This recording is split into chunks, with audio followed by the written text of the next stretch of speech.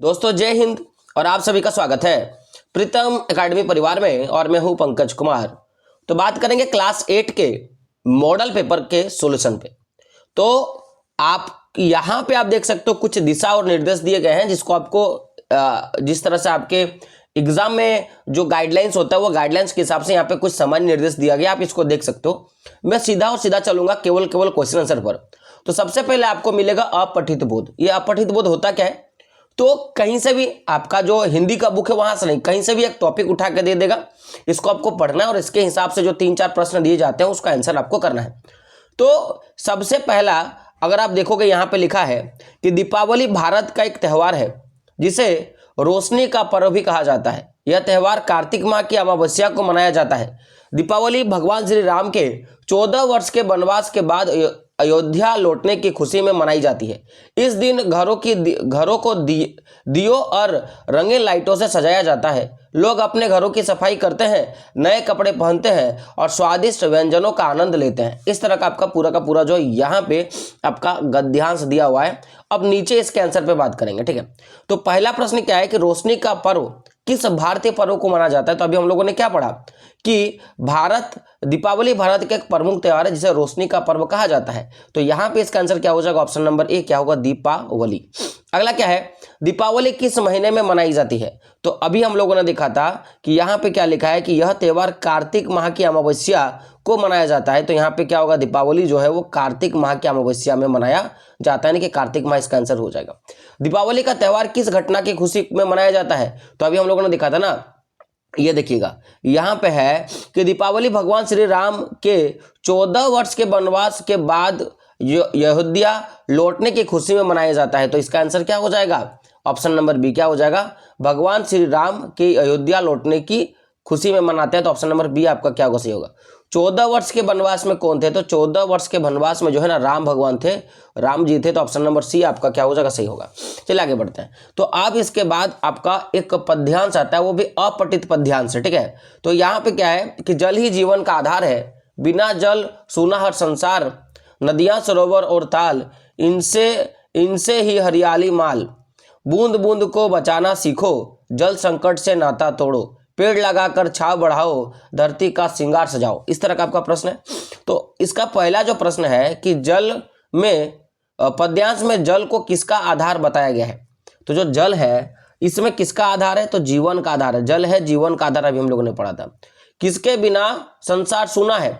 तो यहाँ पे हम लोगों ने देखा ना कि बिना जल सूना सा हर संसार। तो यहाँ पे क्या होगा? जल। ऑप्शन नंबर बी आपका क्या हो जाएगा? सही हो जाएगा। चलिए आगे देखते हैं। आगे क्या है कि जल संकट से बचाने के लिए क्या क्या करना चाहिए? तो देखिए यहाँ पे है ना, बूंद बूंद को बचाना सीखो, जल संकट से नाता तोड़ो, पेड़ लगाकर छांव बढ़ाओ, है ना। तो यहाँ पे जल संकट से बचाने के लिए हमें क्या करना होगा? हमें बूंद बूंद जल को बचाना होगा। जो जल की बूंद बूंद है ना उसको भी हमें क्या करना होगा? बचाना होगा। तब जाके जल संकट जो है वो ठीक हो सकता है, यानी कि जल की कमी दूर हो सकती है। अगला क्या है? धरती का श्रृंगार कैसा किया जाता है? तो धरती का जो श्रृंगार है वो कैसा किया जाता है? तो पेड़ लगाकर। जी हाँ, पेड़ लगाकर जो धरती का श्रृंगार किया जाता है। यहाँ पे देख सकते हो लिखा है कि पेड़ लगाकर छाव बढ़ाओ, धरती का श्रृंगार सजाओ। तो क्या हो जाएगा? पेड़ लगाकर, ठीक है। आगे बढ़ते हैं। अब देखिए यहाँ से आपका व्याकरण शुरू होता है। तो व्याकरण में सबसे पहले आपके शब्द आते हैं तत्सम, तद्भव, देशज, विदेशज, ठीक है। रोड, यौगिक, योरोड, यहाँ से प्रश्न आते हैं। विलोम शब्द आते हैं, कुछ संधि विच्छेद आते हैं, ठीक है। और कुछ वाक्य के प्रश्न आते हैं। तो पहला क्या है? देख सकते हो प्रश्न क्या है आपका कि राजपुत्र में कौन सा समास है? देखिए समास से भी प्रश्न आता है। राजपुत्र में कौन सा समास है? तो याद रखिएगा ये जो राजपुरुष का बात किया जा रहा है ना, इसमें तत्पुरुष समास। आप कैसे? तो आपने पढ़ा होगा कि एक होता है एक जो होता है आपका जैसे राजा का पुत्र, तो ये का संबंध है। हम लोग देखे थे ना कि तत्पुरुष समास, बहुब्रीहि समास। तो तत्पुरुष समास में क्या होता है समझो कि एक तो आपने अगर कारक पढ़ा होगा, कर्ता ने कर्म को करण से। तो जब भी किसी देखो समास क्या है? दो समासिक पद को जोड़ता है, दो अलग अलग पदों को जोड़ने का काम करता है समास। तो एक तो है राजा और दूसरा क्या है? पुत्र। तो इसको जब तोड़ेंगे तो क्या होगा? राजा का पुत्र। तो राजा, पुत्र का संबंध राजा से है, तो जब संबंध वाला बात आता है यानी कि राजा का कर्ता ने कर्म को करण से, तो संबोधन का आता है ना, संबंध का के की, तो यानी कि का से आ रहा है, तो इसीलिए क्या होगा आपका संबंध तत्पुरुष समास। तो इसीलिए केवल और केवल आपका क्या होगा, तत्पुरुष समास। ऑप्शन नंबर बी आपका क्या होगा, सही होगा। आशा शब्द का विलोम क्या है, आशा शब्द का विलोम क्या है, तो आशा का होता है निराशा। ऑप्शन नंबर ए आपका क्या होगा, सही होगा। विद्यालय का संधि विच्छेद क्या है, विद्यालय का संधि विच्छेद क्या है, तो 11 का आंसर क्या होगा, ऑप्शन नंबर ए विद्या, विद्या मैंने विद्या जोड़ आलय। ऑप्शन नंबर आपका ए जो होगा सही होगा। अगला प्रश्न है, सूर्य का पर्यायवाची शब्द कौन सा है, तो सूर्य का जो पर्यायवाची शब्द है तो वो चंद्रमा धरती वरुण होगा नहीं, आपका क्या हो जाएगा, रवि। क्या हो जाएगा, रवि जो होगा सूर्य का पर्यायवाची शब्द है। अनुपस्थिति शब्द में कौन सा उपसर्ग है, अब देखो उपसर्ग और प्रत्यय की बात आती है तो दो चीज होता है, एक होता है मूल शब्द, ठीक है, मूल शब्द के अगर पहले लगा तो उसको बोलते हैं उपसर्ग, और मूल शब्द के पीछे लगा तो उसको बोलते हैं प्रत्यय। जैसे मान लो कि एक वर्ड है सत्य, तो सत्य के आगे हम लगा दिए अ, तो क्या होगा, सत्य का अर्थ होता है सही सही, और आगे लगा दिए अ, क्या होता है असत्य। तो मूल शब्द क्या है सत्य, उसके आगे क्या लगा अ, तो जब भी अ लगा तो अ क्या हो गया, आगे लगा पहले लगा तो उसको बोलते हैं हम लोग उपसर्ग बोलते हैं। तो अ क्या हो गया, सत्य का उपसर्ग क्या हो गया अ। और वही वाला अगर मान लो मीठा है, ठीक, इसमें हम सौ लगा दिए तो लास्ट में सौ लगाए तो ये क्या हो गया, प्रत्यय। उसी प्रकार यहां पूछा उपसर्ग यानी कि पहले वाला, तो देखिए अनुपस्थिति में उपस्थिति एक वर्ड होता है, ठीक, उपस्थिति माने प्रेजेंट, उसके आगे क्या लगा, उसके आगे हमारा क्या लगता है कि ये एक बन जाता है, तो याद रखिएगा इसके आगे अनु लगा, उपस्थिति के आगे क्या लग गया, अनु, अनु जोड़ उपस्थिति बराबर क्या होगा, अनुपस्थिति। तो अनु यहाँ पे क्या उपसर्ग है। अगला प्रश्न है, 9 2 11 होने मुहावरे का क्या अर्थ होता है। ये जो 9 2 11 मुहावरे का हम लोग बात करते हैं ना, इसका अर्थ क्या होता है, याद रखिएगा, अरे वो 9 2 11 हो गया यानी कि वो भाग जाता है। ऑप्शन नंबर बी सही होगा। अगला प्रश्न है, पंकज का क्या अर्थ है, मेरा भी नाम पंकज है ना, पंकज का अर्थ होता है कमल, ठीक है, पंकज का अर्थ क्या होगा, कमल। अगला क्या है, नायक का स्त्रीलिंग रूप क्या होता है, नायक का स्त्रीलिंग रूप क्या होता है, तो नायक का स्त्रीलिंग रूप होगा नायिका। क्या होगा, नायिका। ऑप्शन नंबर ए आपका क्या होगा, सही हो जाएगा। गंगा नदी बहुत पवित्र है, इस वाक्य में जातिवाचक संज्ञा कौन सी है। देखिए जातिवाचक संज्ञा का बात कर रहा है, तो जिससे पूरे जाति भर का बोध होता है और नाम वाले ही नाम ही होना चाहिए। तो देखो गंगा एक व्यक्तिवाचक संज्ञा है क्योंकि किसी खास नदी का बात है, लेकिन जैसे हम नदी का बात करेंगे तो ये जितना भी नदी है, चाहे गोदावरी नदी, दामोदर नदी, बड़ाकर नदी है ना, सब नदी आ गया, तो नदी क्या है आपका जातिवाचक संज्ञा है। लेकिन गंगा का जब हम लोग बात करेंगे तो ये आपका क्या हो जाएगा, व्यक्तिवाचक संज्ञा, ये बात याद रखिएगा। उसने मुझसे मदद मांगी, इस वाक्य में उसने कौन सा शब्द है, संज्ञा है, क्रिया है, सर्वनाम है या कर्म है। तो 18 का आंसर क्या होगा, ऑप्शन नंबर सी क्या होगा, सर्वनाम। तो उसने क्या होगा, एक नाम के बदले यानी कि संज्ञा के बदले जिस शब्द का प्रयोग होता है उसे सर्वनाम बोलेंगे। तो यहाँ पे मान लो कि उसने की जगह राम सीता गीता होता तो उसके जगह उसने लगा दिया है, तो इसलिए क्या होगा, सर्वनाम होगा। तुम बहुत अच्छा गाते हो, वाक्य में कौन सा शब्द क्रिया का बोध कराता है। देखिए क्रिया का बोध, तो देखो यहाँ पे थोड़ा देखते हैं, तुम क्या हो गया, तुम एक प्रकार का हम लोग कर्ता को डिनोट कर रहे हैं, ठीक है। बहुत अच्छा जो है ना वो क्रिया की विशेषता बता रहा है, क्रिया का क्या बता रहा है, विशेषता बता रहा है। तो क्रिया क्या हुआ, गाना, गाते, ठीक है, गाते हो, तो ये गाते क्या हो गया आपका, क्रिया हो गया। तो ऑप्शन नंबर आपका क्या हो जाएगा, सी होगा आपका, सही हो जाएगा। ऑप्शन नंबर सी क्या हो जाएगा आपका, सही हो जाएगा। 19 का क्या होगा, सी। अगला प्रश्न है कि वाक्य में संख्यावाची विशेषण शब्द का चयन करें, वह एक समझदार लड़का है, वह एक समझदार लड़का है। तो देखिए यहाँ पे क्या बोला है, संख्यावाची विशेषण यानी कि जिसमें संख्या का बोध हो, यानी कि जिसमें संख्या का बोध हो, तो 1 2 3 4 ये सारे संख्यावाची जो आपके विशेषण होते हैं। तो 20 का आंसर क्या होगा, ऑप्शन नंबर 2 क्या होगा, 1, क्योंकि वह समझदार लड़का है तो 1 लगा है ना, वह एक समझदार लड़का है तो 1 इसमें संख्या का बोध करा रहा है। तो चलिए बात करते हैं अब अगले प्रश्न पे, जो कि आपके खंड गौ से है, यानी कि आपके जो पाठ पुस्तक है, जो भी आपके बुक्स हैं, यहाँ से आपके गद्यांश उठाए गए और यहाँ से आपको प्रश्न आपके गद्यांश से देखने के लिए मिलेगा। तो पहला आपका क्या है गद्यांश, कि बस सचमुच चल पड़ी और हमें लगा कि यह गांधी जी के असहयोग और सविनय अवज्ञा आंदोलन के वक्त अवश्य जवान रही होगी। उसे ट्रेनिंग मिल चुकी थी, हर हिस्सा दूसरे से असहयोग कर रहा था, पूरी बस सविनय अवज्ञा आंदोलन के दौर से गुजर रही थी, सीट का बॉडी से असहयोग चल रहा था, सीट का बॉडी से असहयोग चल रहा था, कभी लगता सीट बॉडी को छोड़कर आगे निकल गई है, कभी लगता कि सीट को छोड़कर बॉडी आगे भाग जा रही है। 8-10 मील चलने पर सारे भेदभाव मिट गए। यह समझ में नहीं आता था कि सीट पर हम बैठे हैं या सीट हम पर बैठी। ये आपका गद्यांश है।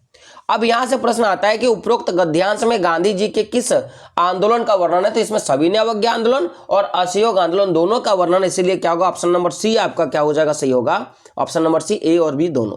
प्रस्तुत गद्यांश किस पाठ से लिया गया है। यह जो गद्यांश है इस किस पाठ से लिया गया है, तो बस का यात्रा वाला पाठ से लिया गया है। गद्यांश में सीट और बॉडी के असहयोग से क्या संकेत मिलता है। दोनों के बीच में कोई तालमेल नहीं था। सीट बॉडी के साथ रहती थी, सीट और बॉडी एक दूसरे से प्रेम करते थे, सीट और बॉडी मिलकर रास्ते चल रहे थे। तो 23 का आंसर क्या होगा, ऑप्शन नंबर ए, क्योंकि ये दोनों के बीच में, देखिए असहयोग मतलब क्या, नहीं मिल पाना, तो दोनों के बीच में क्या था, तालमेल नहीं था। ऑप्शन नंबर ए आपका क्या होगा, सही होगा। गद्यांश में 8-10 मील चलने पर किसका उल्लेख किया जा रहा है। रास्ते के भेदभाव मिटने का, बस की गति बढ़ने का, गांधी जी के आंदोलन के परिणाम का, सीट और बॉडी के जुड़ने का। तो 24 का आंसर क्या हो जाएगा, ऑप्शन नंबर ए क्या हो जाएगा, रास्ते का जो भेदभाव है ना वो मिट गया, क्योंकि सीट और बॉडी जो आपस में जुट गया। अगला प्रश्न है आपका कि निम्नलिखित पद्यांश को ध्यानपूर्वक पढ़कर प्रश्न संख्या 25 से लेकर 28 के सही उत्तर को आपको देना है। अब सिंपल सी बात है, पद्यांश यानी कि आपके जो पद पाठ वाली जो पद वाला पुस्तक है वहां से उठाया गया।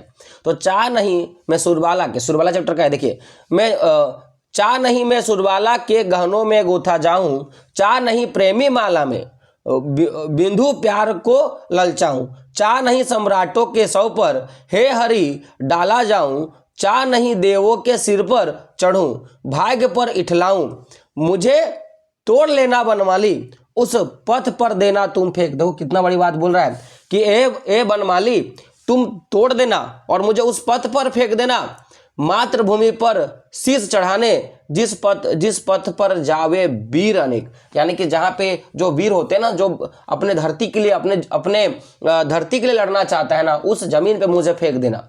ठीक है, यही बात कहा है। तो प्रस्तुत कविता के कवि को नाम आपको बताना है कि ये जो कविता है उसके कवि का नाम क्या है। तो इसका नाम है माखन लाल चतुर्वेदी। ऑप्शन नंबर आपका सी जो होगा सही होगा। उस पथ में देना तुम फेंक कवि किस पथ की बात कर रहा है। तो सम्राटों का पथ, वीरों का पथ, योद्धों का पथ और प्रेमी माला का पथ। तो 26 का आंसर क्या होगा, ऑप्शन नंबर सी, वीरों का पथ है ना। जो वीर होते हैं ना, जो देश के लिए कुछ करना चाहते हैं, उनके पथ पे फेंकने की बात कर रही है। जिस पथ पर जावे वीर अनेक से कवि किस पथ का उल्लेख कर रही है। सम्राटों के, शहीदों का, प्रेमियों के पथ का, युद्ध में शहीद होने का पथ का। तो 27 का आंसर क्या होगा, ऑप्शन नंबर आपका हो जाएगा बी, क्या होगा, शहीदों के पथ का। तो जो शहीद हो रहे हैं ना, उनके पथ पे मुझे फेंक देना। प्रस्तुत कविता का मूल भाव क्या है ना, मातृभूमि की सेवा, सम्राटों की सेवा, प्रेम की सेवा, उपरोक्त में सभी। ऑप्शन नंबर क्या होगा, 30 का ए हो जाएगा, मातृभूमि की सेवा इसका आंसर हो जाएगा। तो चलिए बात करते हैं आपके पाठ्य पुस्तक के कुछ क्वेश्चन और आंसर पे। तो क्या लिखा है, छोटा जादूगर अपनी माँ के लिए क्या ले जाना चाहता था। तो छोटा जादूगर जो है ना, अपनी माँ के लिए जो है ना पथई ले जाना चाहता था। ऑप्शन नंबर आपका क्या होगा, सही हो जाएगा। मित्रता पाठ के लेखक कौन है। ये जो मित्रता पाठ है उसका लेखक कौन है, तो रामचंद्र शुक्ला है। ठीक है, ऑप्शन नंबर आपका क्या होगा, ए जो होगा सही होगा। पूर्व चलने के बटोही बाट की पहचान कर ले। इसमें बटोही किसे कहा गया है। बटोही किसे कहा गया है, कवि, पथिक को, विद्यार्थी को कि शिक्षक को। तो 31 का आंसर क्या होगा, ऑप्शन नंबर बी, पथिक। जो रास्ता में चलते हैं ना, पथिक, उन्हीं के बारे में कहा है कि बटोही शब्द का प्रयोग किया गया। लेखक के भाई साहब उनसे कितने साल बड़े थे। यह प्रश्न कई बार पूछा गया है कि लेखक के जो भाई साहब है ना, वो कितने वर्ष बड़े थे। तो देखिए 32 का आंसर क्या होगा, ऑप्शन नंबर डी, 5 साल वो बड़े थे। लेखक और उसके बड़े भाई कहाँ रहते थे। लेखक और उसका जो बड़ा भाई है वो कहाँ रहते थे, तो वो जो है ना हॉस्टल में रहते थे। ऑप्शन नंबर सी आपका क्या हो जाएगा, सही हो जाएगा। चलिए आगे बढ़ते हैं। अशोक का शस्त्र त्याग कैसी रचना है। अशोक का जो शस्त्र त्याग है वो कैसी रचना, नाटक है, कहानी, एकांकी है कि निबंध है। तो 34 का आंसर क्या होगा, ऑप्शन नंबर सी, एकांकी है। क्या किसी एक के जीवन के बारे में लिखा गया है। सम्राट अशोक ने किस राज्य पर चढ़ाई की थी। ऑप्शन का मगध, बोध गया, पाटलिपुत्र और कलिंग। तो देखिए 35 का आंसर क्या होगा, option number D Kalinga. Kalinga युद्ध के ही बाद जो है ना अशोक पूरा एकदम जो है साधु बन गया था, ठीक है, आपने पढ़ा होगा। कलिंग महाराज की कन्या का क्या नाम था? जो कलिंग महाराज है उनकी कदमा का जो उनकी जो कन्या थी, उनकी जो पुत्री थी, उनका नाम क्या था? उनका नाम था पद्मा। अगला क्या है, अमरूद का पेड़ के लेखक की माँ कहाँ के जेल में रहती थी? जो अमरूद का पेड़ है उसके लेखक की जो माँ है वो किस जेल में रहती थी? अजमेर, भोपाल, सूरत या अंडमान? तो 37 का आंसर क्या हो जाएगा, ऑप्शन नंबर ए क्या होगा, अजमेर। अजमेर के जेल में रहा करती थी। अमरूद के पेड़ में फूल आने की बात किसने बताई थी? ये जो अमरूद के पेड़ है उसमें फूल आ गया था, ये बात किसने बताया था? तो मिद्दू ने बताया था। किसने बताया था? मिद्दू ने बताया था। तो ऑप्शन नंबर आपका डी जो होगा सही होगा। अगला प्रश्न है, क्या निराश हुआ जाए पाठ के लेखक कौन है? ये जो निराश हुआ जाए उस पाठ का लेखक कौन है? तो Hazari Prasad Dwivedi ji. Option number A आपका क्या होगा सही होगा। क्या निराश हुआ जाए पाठ में बस का कंडक्टर साइकिल से कहां चला गया था? तो 40 का आंसर क्या हो जाएगा, ऑप्शन नंबर बी, वह दूसरी बस लेने के लिए गया था। ऑप्शन नंबर आपका बी जो होगा सही होगा। रामचरितमानस के रचयिता कौन है? रामचरितमानस को किसने लिखा था? तो 41 का आंसर क्या होगा, ऑप्शन नंबर ए क्या होगा, तुलसीदास ने लिखा था। जयपाल सिंह मुंडा का जन्म किस गांव में हुआ था? तो जो जयपाल सिंह मुंडा है इनका जन्म जो है ना वो तपकारा, कहाँ? तपकारा में हुआ था। ऑप्शन नंबर सी आपका क्या होगा सही होगा। बस की यात्रा पाठ कैसी रचना है? तो व्यंग है, निबंध है, कहानी है कि नाटक है? तो 43 का आंसर क्या होगा, ऑप्शन नंबर ए क्या हो जाएगा, एक प्रकार का व्यंग है। हुंडरू का झरना कहाँ है? तो हुंडरू का जो झरना है वो आपका रांची में स्थित है। ऑप्शन नंबर डी आपका क्या होगा, ऑप्शन नंबर आपका डी जो होगा सही हो जाएगा। अगला है कि बूढ़ी पृथ्वी का दुख कविता की कवित्री कौन है? ये जो बूढ़ी पृथ्वी का दुख का जो कविता के बारे में लिखा है इसकी कवित्री कौन है, किसने लिखा है? तो निर्मला पुतुल। कौन है आपका? Nirmala Putul. Option number C आपका क्या होगा सही होगा। काशी विश्वविद्यालय में प्रवेश करती हुई दाईं तरफ क्या है? जैसे आप काशी विश्वविद्यालय प्रवेश करोगे तो उसके दाएं तरफ क्या, यही आपका प्रश्न है। तो 46 का आंसर क्या होगा, ऑप्शन नंबर ए क्या सर सुंदरलाल अस्पताल। क्या सर सुंदरलाल अस्पताल है। अगला क्या है, वीर जननी का पुरस्कार किसे मिलता है? जो वीर जननी है उसका पुरस्कार किसे मिलता है? तो क्या शारदा सुब्रमण्यम को, डॉक्टर चंद्रा को, शिवानी को कि महादेवी वर्मा को? तो 47 का आंसर क्या होगा, ऑप्शन नंबर ए क्या हो जाएगा आपका, शारदा सुब्रमण्यम को मिलता है। चलिए आगे बढ़ते हैं। अगला प्रश्न क्या है आपका 48 नंबर का प्रश्न है कि किसकी बुआ IAS बन गई थी? किसकी जो बुआ है वो IAS बन गई थी? तो 48 का आंसर क्या होगा, ऑप्शन नंबर सी शुभांगी का। किसका? शुभांगी का। बिहार के मधुबनी इलाके में अकाल कब हुआ था? जो बिहार का मधुबनी इलाका है यहाँ पे अकाल कब हुआ था, ये आपका प्रश्न है। तो ऑप्शन नंबर डी होगा 6ठी सदी में। कब? 6ठी सदी में। और अंतिम प्रश्न क्या है कि कौन से तालाब में लोग अपने अपने क्षेत्र का थोड़ा थोड़ा पानी लाकर मिलाते थे? तो बिंदु सागर पर, कलिंग सागर पर, सागर पे कि सूर सागर पर? तो 50 का आंसर क्या होगा, ऑप्शन नंबर ए बिंदु सागर पर। तो बिंदु सागर जो तालाब था उसमें लोग अपना जो थोड़ा थोड़ा पानी लाकर अपने क्षेत्र का रखने का काम करते थे। तो कुल मिला के 50 जो ऑब्जेक्टिव प्रश्न हिंदी का आपका ले लिया गया है और हिंदी के बाकी सारे सब्जेक्ट भी आपको ले लिए गए हैं, जिसके लिए आप देखोगे तो आपका प्लेलिस्ट भी बना दिया गया है। तो आप प्लेलिस्ट पे जाके सारे ऑब्जेक्टिव प्रश्नों को कर सकते हो मॉडल पेपर का, और इंपॉर्टेंट प्रश्नों का भी जो है आपको प्लेलिस्ट देखने के लिए मिल जाएगा, जहां से आप अपनी तैयारी कर सकते हो। उम्मीद है कि आपका एग्जाम अच्छा जाएगा और आप रिजल्ट भी अच्छा करोगे। मिलते हैं दोस्तों अगले वीडियो में, तब तक के लिए जय हिंद, जय भारत और आपका दिन शुभ हो।